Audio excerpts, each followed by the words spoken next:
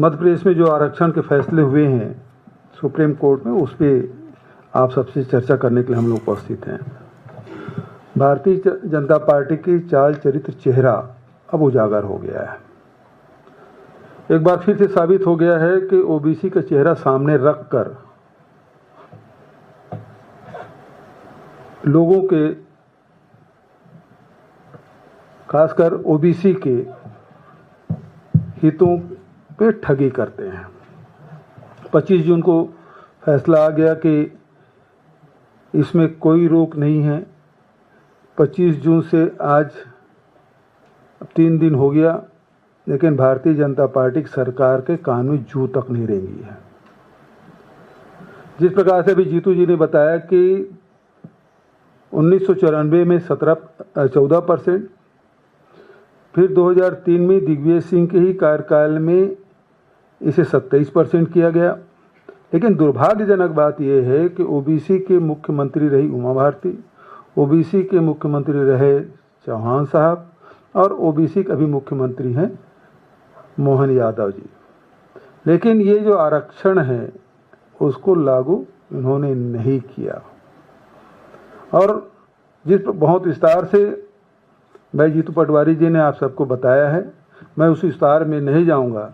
लेकिन अभी स्पष्ट है कि सुप्रीम कोर्ट ने यह आदेश कर दिया है कि इसमें कोई बंदिश नहीं है, इसे सरकार लागू करे। जब विधानसभा में पारित हो गया, कोर्ट का आदेश हो गया, राज्यपाल के हस्ताक्षर हो गए, तो इम्प्लीमेंट करने में इसको कोताही नहीं करनी चाहिए।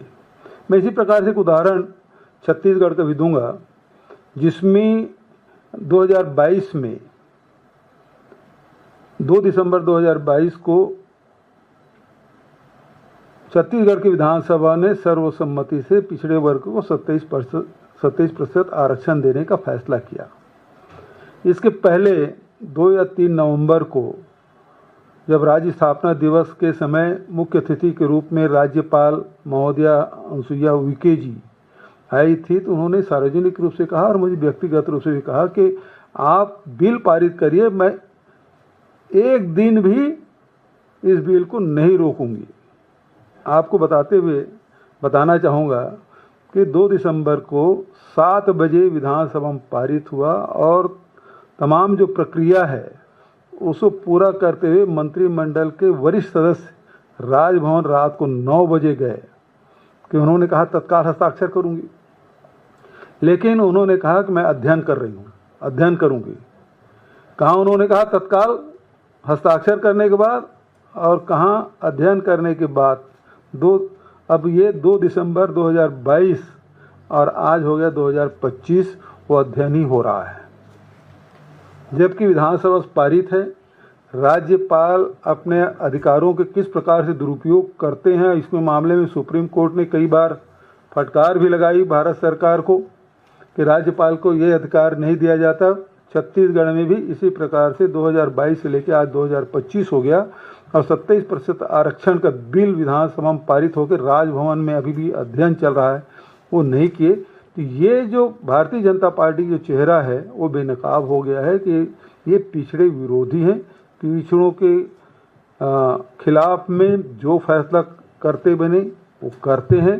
और अभी जिस प्रकार से जीतू जी ने कहा, हरीश चौधरी जी ने कहा, अनिल जी ने कहा, ये राष्ट्रीय परिप्रेक्ष्य में इसकी लड़ाई लड़नी होगी।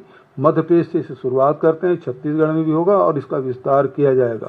तो आज जो अब भारतीय जनता पार्टी संविधान को भी नहीं मानती, इसका जीता जागता उदाहरण कि कोर्ट के फैसले हो गए, विधानसभा में पारित हो गए, उसको भी ये लागू नहीं कर रहे हैं। ये बेहद दुर्भाग्यजनक स्थिति।